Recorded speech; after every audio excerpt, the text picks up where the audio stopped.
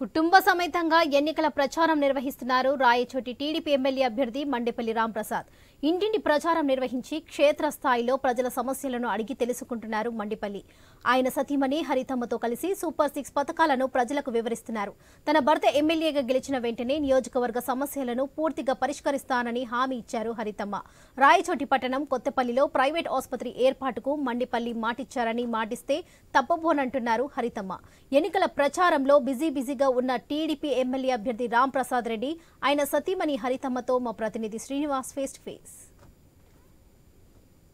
పట్టణంలో టీడీపీ ఎన్నికల ప్రచారం కూడా విస్తృతంగా కొనసాగుతుంది. ఇప్పటికే టీడీపీ ఎమ్మెల్యే అభ్యర్థి మండిపల్లి రాంప్రసాద్ రెడ్డి కుటుంబ సభ్యులు సైతం కూడా ఇంటింటి ప్రచారంలో పాల్గొంటూ నియోజకవర్గ వ్యాప్తంగా ఉన్నటువంటి ప్రతి గ్రామంలో కూడా నేరుగా వెళ్లి వాళ్ళు మండిపల్లి రాంప్రసాద్ రెడ్డి అభ్యర్థాన్ని బలపరుస్తూ ప్రజల ఓట్లు కూడా సైకిల్ పార్టీకి వేయాలని చెప్పి వాళ్ళు కోరుతున్నారు. ప్రస్తుతం ఏదైతే టీడీపీ ఎమ్మెల్యే అభ్యర్థి మండిపల్లి రాంప్రసాద్ రెడ్డి సతీమణి హరితమ్మ గారు ఉన్నారు, ఆమె కూడా ఇప్పటికే నియోజకవర్గ వ్యాప్తంగా ఉన్నటువంటి ప్రతి గ్రామంలో కూడా కుటుంబ సభ్యులతో కలిసి ఈ ఎన్నికల ప్రచారాన్ని కూడా కొనసాగిస్తున్నారు. ప్రస్తుతం ఈ మండిపల్లి సతీమణి హరితమ్మ ఉన్నారు, ఆమె ఇటువంటి ఎన్నికల ప్రచారాన్ని కొనసాగిస్తున్న ఆ మాటలను అడిగి తెలుసుకునే ప్రయత్నం చేద్దాం. అమ్మ, మీరు చెప్పండి, చంద్రబాబు నాయుడు రూపొందించిన మేనిఫెస్టో ప్రజలకు ఏ విధంగా వివరించే ప్రయత్నం చేస్తున్నారు? చంద్రబాబు నాయుడు గారు పెట్టిన మేనిఫెస్టో అన్ని వర్గాలని టచ్ చేసింది. ఆడవాళ్ళకి 1500 నెలకి అనేది, పిల్లలకి విద్యార్థులు ఎంతమంది ఉంటే ఇంట్లో అంతమందికి 15,000 స్కాలర్షిప్ కానీ, సిలిండర్ ఒక కుటుంబానికి 3 గ్యాస్ సిలిండర్లు ఉచితము సంవత్సరానికి, తర్వాత ప్రతి రైతుకి 20,000 రుణము, అవన్నీ కూడా మంచిగా మేనిఫెస్టో అయితే అన్ని వర్గాలని టచ్ చేస్తూ అందరికీ మంచి ఉపయోగకరంగా రూపొందించారు చంద్రబాబు. మీరు రాయచోటి నియోజకవర్గ వ్యాప్తంగా ప్రతి గ్రామంలో తిరుగుతున్నారు, చాలా సుదీర గ్రామాలు కూడా వెళ్ళి మీరు మీ కుటుంబ సభ్యులు కూడా చాలా విస్తృత ప్రచారం చేస్తున్నారు. ప్రతి గ్రామంలో ఓటర్లను కూడా అభ్యర్థిస్తున్నారు. మీ భర్త మండిపల్లి రాంప్రసాద్ రెడ్డికి ఈసారి గెలిపించాల్సిందిగా అభ్యర్థిస్తున్నారు. ఎటువంటి ఆదరణ లభిస్తుంది? మేము ప్రతి ఒక్క పల్లెని టచ్ చేస్తున్నాము. సంబేపల్లి మండలం, చిన్న మండలము అన్నీ అయిపోయినాయి. ఇప్పుడు మాకు ప్రతి చోట బాగా ఉంది ఆదరణ అయితే ప్రజలు. ఎందుకంటే వాళ్ళకి రోడ్లు లేవు, పాపం నీళ్లు లేవు. మెయిన్ ఇప్పుడు సమ్మర్, అదిగాక ఈ సంవత్సరం అయితే వాళ్ళకి పర్మనెంట్ నీటి సొల్యూషన్ అనేది ఏ నాయకుడు ఇప్పటి వరకు చేయలేకపోయాడు 15 ఏళ్ళుగా. చాలా మంది ఏం చెప్పారంటే రాయచోటికి మొదటిగా నీటి చుక్క అంటూ తెచ్చింది అయితే మీ మామగారు మండిపల్లి నాగిరెడ్డి గారే అండి. మళ్ళీ మాకు రాంప్రసాద్ రెడ్డి వస్తే మళ్ళీ మాకు నీళ్ళు వస్తాయని మేము ఆశపడుతున్నాము. ఈ రోడ్లు బాగలేవు, వీధి దీపాలు లేవు, ఒకరింట్లోకి అయితే పాములు వస్తున్నాయంట రాత్రిళ్ళు, ఎట్లా పడుకోవాలి అనేది ఇట్లా చాలా గ్రామ స్థాయిలో కూడా కష్టాలు ఎక్కువే ఉన్నాయి వాళ్ళకి అనుభవించేది. కనుకనే మాకు ఆదరణ బాగా పెరిగింది అని అనుకుంటున్నాం మేము. మీరు చెప్పండి, మండిపల్లి రాంప్రసాద్ రెడ్డి భార్య కాకుండా మీకు కూడా ఒక ఓటర్గా మీకు ఈ రాయచోటి నియోజకవర్గంలో ఎటువంటి డెవలప్మెంట్ జరిగితే బాగుంటుందని మీరు మనసాక్షి చెప్పదలుచుకుంటారా? ఆయన భారీగా కాకుండా ఉండింటే నేను ఈ పాటికి ఎంతో ఫైట్ చేసిందునేమో. ఇంకా అసలు రోడ్డు పైకి వచ్చేసి ఈ జనంని ఇలా పెట్టే ఈ 5 ఏళ్ళు కూడా నేను దూరంగా ఉండకపోయిందునేమో. చాలా అసలు అంటే ఏ డెవలప్మెంట్ ఉంది? అసలు రోడ్స్ లేవు. ఎంతసేపు సచివాలయాలు బిల్డింగ్లు చూపిస్తారు, అదే మా అభివృద్ధి అంటారు. ప్రజల్లో నీటి సమస్య అనేది అయితే ఒక పర్మనెంట్ సొల్యూషన్ అయితే డెఫినెట్గా ఆలోచించి దానికైతే కృషి చేసింది ఖచ్చితంగా. ఇక్కడ ఎడ్యుకేషన్ సిస్టమ్ బాగుంది, కాకపోతే ఉద్యోగాలు అనేవి లేవు ఇక్కడ. అసలు అందరూ వలసలు వెళ్ళిపోతున్నారు. ఆడవాళ్ళు పాపం కుటుంబాలను వదిలేసి ఎక్కడో పరాయి దేశంలో పోయి పనులు చేసుకుంటా అన్నారు, దూరంగా అయ్యి వాళ్ళ కుటుంబాలకి. తర్వాత కొంచెం వయసు వచ్చిన పిల్లలందరూ ఉద్యోగాలు పేయటం మీద ఎక్కడికో వెళ్ళిపోయి తిప్పలు పడుతున్నారు. అంతే ఇక్కడ అనేది రాయచోటిలో అనేది ఒక ఫ్యాక్టరీలు కానీ లేకపోతే ఒకటి ఏదైనా మ్యానుఫ్యాక్చరింగ్ యూనిట్స్ కానీ వ్యవసాయం కన్నా కనీసం వాళ్ళకి అంతో ఇంతో సహాయం చేస్తే, బోర్లు వేసుకోను, టమాటాలు మంచివి ఇదే కదా, దాన్ని కూడా ప్రోత్సహించలేకపోయినారు ఇప్పుడున్న ప్రస్తుతం నాయకులు అయితే. ఏ రకంగా పెట్టుబడులు పెట్టుకోవాలనుకున్నా కానీ వాళ్ళకి ఒక ఆప్షన్ అనేదే లేదు ఇక్కడ. ఎంతసేపు బయటికి వెళ్ళాలి, సంపాదించుకొచ్చుకోవాలి, అంతో ఇంత కుటుంబాలకు దూరం అయిపోయి అక్కడెక్కడో వాళ్ళు కష్టపడి కుటుంబానికి పంపిస్తే ఇక్కడ వాళ్ళు పాపము జీవనాధారం అయిపోయింది వాళ్ళకి. అది మరో విషయం, మీ ఇంటి నుంచే మీ పెద్ద మామగారు నాగిరెడ్డి గారు, నారాయణ రెడ్డి గారు, చిన్న మామగారు కానీ ఇప్పుడు మీ భర్త టీడీపీ పార్టీ తరఫున బరిలో నిలుస్తున్నారు.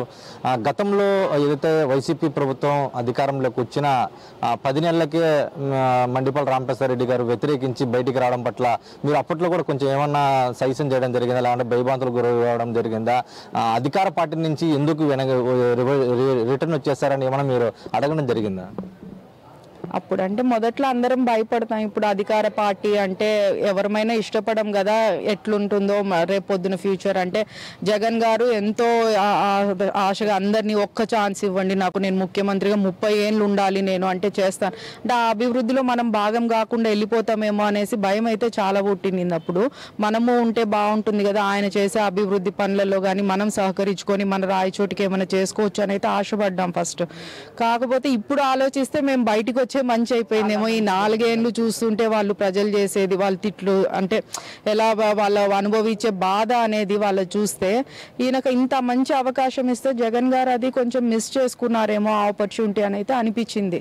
ఇంకా ఎంతో చేసి నిండొచ్చు, ఆయనకి వయసు ఉంది, కొంచెం మంచి ఇంత సపోర్ట్, అంత మెజారిటీ ఇప్పించారు ప్రజలంతా, గవర్నమెంట్ 150 సీట్స్ ఇప్పించి అంత చేస్తే కూడా దాన్ని నిలబెట్టుకోలేకపోయాడేమో. ఒక్క ఛాన్స్ అంటే ఇంకా చాలా మంచి ఆపర్చునిటీస్ ఉన్నాయి. ఆయన ఎడ్యుకేటెడ్, కొంచెం అన్ని రకాలుగా ఆయన కష్టపడింటే అంటే ఒక గిరి గీసేసుకొని ఇందులోనే నేను సీఎంగా ఉండాలి అనేది లేకుండా ఆయన కొంచెం బయటికి వచ్చి ప్రజలతో మమేకమయ్యి ఈ 4 ఏళ్ళు కూడా ఇప్పుడు లాస్ట్లో ఎలక్షన్స్ ముందు కాకుండా అలా చేసుకొని చిన్న స్థాయి లో క్యాడర్ వాళ్ళ నాన్నగారు రాజశేఖర్ రెడ్డి గారు ఎలా అయితే చిన్న క్యాడర్ లీడర్స్ని కూడా పేరు పెట్టి పిలిచి ఆప్యాయంగా తీసుకునే వాళ్ళు, ఆ రకంగా చేసుకొని ఉంటే బాగుండిండేమో.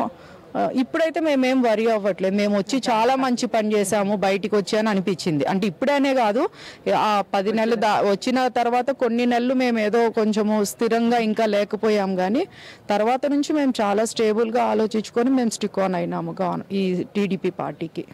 అంటే మొదటి నుంచి కూడా మండిపల్లి రాంప్రసాద్ రెడ్డి అంటే చంద్రబాబు మీదనే నమ్మకం పెట్టుకొని ఆయనకి ఏ పదవి లేకుండానే పార్టీలో చేరుకుని దాదాపు 2 ఏళ్ల పాటు ఒంటరి పోరాటం చేశారు. ప్రస్తుతం ఆయనకి చాలా దూకుడు ఎక్కువ, చాలా మొండోడు అంటారు. మొదటి ప్రయత్నంలోనే సీనియర్లతో పోటీ పడి తొలి విడతలోనే పేరు సంపాదించుకున్నారు, స్థానం బదిలం చేసుకున్నారు. దీని పట్ల మీరు కుటుంబ సభ్యురాలుగా ఒక సతీమణిగా మీరు ఏ విధంగా చూడవచ్చు?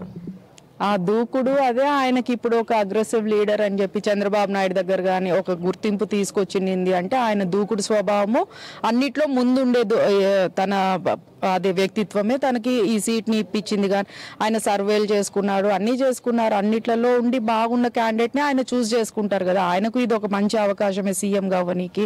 కనుక రాంప్రసాద్ రెడ్డి గారు మంచి క్యాండిడేట్. ఇక్కడ రాయచోట్లో ఎప్పుడు నిరంతరం ప్రజలతోనే ఉంటాడు, ఏ అవసరం వచ్చినా కానీ ఎవరికి భయపడకుండా పోయి అయితే మాట్లాడతాడు. కేసులు పెట్టించుకున్నాడు, కుటుంబానికి దూరంగా నెలలు తిరిగాడు, అన్నీ చేశాడు కదా. ఇవన్నీ గమనించే మాకు ఇచ్చింటారు అని అనుకుంటున్నాను. ప్రజల్లో కానీ ఏ కష్టం వచ్చినా కానీ రోడ్డు ఎక్కేసైనా మాట్లాడతాడు, తను ఆ ప్రజల తరపున నిలబడతాడు సమస్య వచ్చి. దానికోసమని వాళ్ళు ఆలోచించి మాకు ఇచ్చారు ఈ టికెట్. మా చివరి ప్రశ్న, ఇప్పుడు మీరు నియోజకవర్గంలో రాయచోటు అణువను తిరుగుతున్నారు, ప్రతి గ్రామం తిరుగుతున్నారు, ఇల్లు తిరుగుతున్నారు.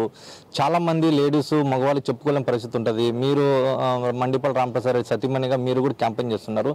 లేడీస్కు కనీస మౌలిక సదుపాయాలు అంటే వాటర్ కావచ్చు, సాగునీరు, ఎందుకంటే వ్యవసాయం మీదనే మహిళా రైతులు కూడా ఎక్కువ మంది డిపెండ్ అయి ఉన్నారు. వాళ్ళకి ప్రస్తుతం ఎండాకాలంలో రైతులు పంటలు కూడా పండలేని పరిస్థితి, సాగునీటికి కూడా నీటి అవసరాలకు కూడా ఉపలేము. ఎటువంటి చెరువులు లేవు, ఎటువంటి వాగులు వంకలు లేవు, నదుల నుంచి డ్యాముల నుంచి కూడా నీటి సరఫరా లేవు. ముఖ్యంగా ఇటువంటి మీ దగ్గరకు వచ్చిన సమస్యలను మీరు మీ భర్తకి ఎటువంటి సూచనలు సలహాలు చేసే అవకాశం ఉంది? తప్పకుండా చేస్తాను. మేము డిసైడ్ చేసుకునేది అయితే నేను కానీ రాంప్రసాద్ రెడ్డి గారు కానీ ఫస్ట్ వచ్చినాక నీటి ప్రాబ్లంకి ఒక శాశ్వత పరిష్కారం అనేది మేము ట్రై చేస్తున్నాం. దీంట్లో నేను నా కొడుకుని కూడా భాగస్వామ్యం చేసుకున్నా. వాడిని అడిగానంటే ఇప్పుడు వాళ్ళు చదువుతున్నారు కదా, ఏది చేస్తే మనము ఒక పర్మనెంట్ సొల్యూషన్, వీళ్ళు రాజకీయ నాయకుల మీద డిపెండ్ కాకుండా ప్రజలు కనీసం తాగునీరు, వ్యవసాయం దాని వరకు చేసుకోగలుగుతారు అనేది నువ్వు చూడు నాన్న, ఏదన్నా మనం సోర్స్ ఉంటే ఏ రకంగా మనం ప్రయత్నిద్దాం దాన్ని అనేసి ఇదే డిస్కషన్ రిజిస్ట్రేషన్ మేము చేసుకున్నాము, అది ఒకటి. ఇంకొకటి కొత్తపల్లెలో హాస్పిటల్, ప్రైవేట్ హాస్పిటల్ పడక గది వాళ్ళకి చాలా పాపం హైజీనిక్గా లేదు డెలివరీలు అయ్యే వాళ్ళకి. అది దానికోసం ఒక స్పెషల్ ఫ్రీ హాస్పిటల్ ఏసీది వాళ్ళకి కట్టిస్తామని చెప్పాము. తర్వాత మున్సిపాలిటీని, మెయిన్ రాయచోటి మున్సిపాలిటీని పని చేసేటట్టు చేద్దాం అనుకుంటున్నాం. వాళ్ళు పనే చేయకుండా ఉన్నారు అసలు.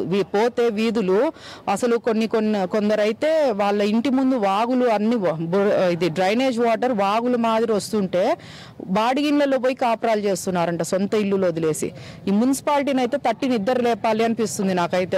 వాళ్ళని మెయిన్ పని చేయిపియాలి ఈ రాయచోటి దాంట్లో. ఇంకా వాళ్ళకి అదే మెయిన్ క్లెన్లీనెస్, వాళ్ళకి డ్రైనేజ్ సిస్టమ్ ఇంప్రూవ్ చేయడము. ఈ అండర్ గ్రౌండ్ డ్రైనేజ్ సిస్టమ్ వచ్చింది వర్క్ అన్నారు కానీ ఎక్కడ చేసినట్టయితే లేదు. మరి బిల్లులు ఎంత మాత్రం శాంక్షన్ అయినాయో చేయించుకున్నారో కూడా తెలియదు మాకు. అది చేసుకోవాలి మేము. తర్వాత ఎడ్యుకేషన్ సిస్టమ్ కొంచెము ముస్లిం లేడీస్ వీళ్ళు ఎక్కువ ఉన్నారు కదా, వాళ్ళని కొంచెం ప్రోత్సహించి ఎడ్యుకేషన్ అనేది వాళ్ళకు అందుబాటులోకి తీసుకొస్తామని అనుకుంటున్నాము. మీరు చెప్పండి, ఒక ఎమ్మెల్యే అభ్యర్థి క్యాండిడేట్ వైఫ్గా కాకుండా ఒక రాయచోటి నియోజకవర్గ ఒక ఓటర్గా మీ ఎమ్మెల్యే ఈ 20 ఏళ్ల పాటు ఎటువంటి అభివృద్ధి చేశారు? ఏం అభివృద్ధి చేశారు? ఓటర్గా పోతే ఇంకా ఎన్నో అనుభవించినామేమో మేము కూడా అని అనిపిస్తుంది కదా. ఓటర్ కష్టాలు అమ్మో అంత చూసే వాళ్ళు పాపం ఏడుస్తున్నారు, కొందరు అయితే కళ్ళ నీళ్ళు పెట్టుకున్నారు, బయటికి తీసుకొచ్చి చూపించారు. వాళ్ళు ఇంకా ఎక్కువ కష్టాలు పడ్డారు ఓటర్లుగా అనేసి. సో ఓటర్గా అయినా కానీ నేను వాళ్ళని సపోర్ట్ చేయను. కేవలం భార్య అయినందుకు రాంప్రసాద్ రెడ్డిని సపోర్ట్ చేస్తున్నాను అన్నదైతే కాదు. ఈ సంవత్సరం నేను ఇంకా ఎక్కువ విగరస్గా చేస్తుండేది క్యాంపెయినింగ్. ఎందుకు అనంటే ఇప్పుడున్న ప్రభుత్వము మారాలి, వీళ్ళ జీవన విధానంకి కొంచెమన్నా సపోర్ట్ వచ్చి కొంచెం మంచి భవిష్యత్తు వీళ్ళకి రావాలి అనేసి ఎక్కువ తాపత్రయపడుతున్నాము.